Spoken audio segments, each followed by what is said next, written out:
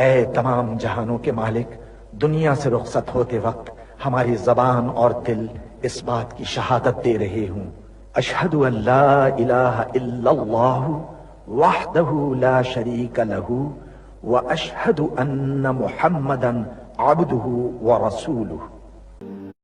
اے میرے پروردگار، تو جانتا ہے کہ میں تیری کائنات کا سب سے حقیر ذرہ ہوں۔ میری حقیقت اور میرے دل میں چھپے ہر چور سے بس تو ہی واقف ہے۔ میرے گناہوں کی فہرست کتنی بھی طویل سہی تیری بے قرار رحمت سے کم ہے۔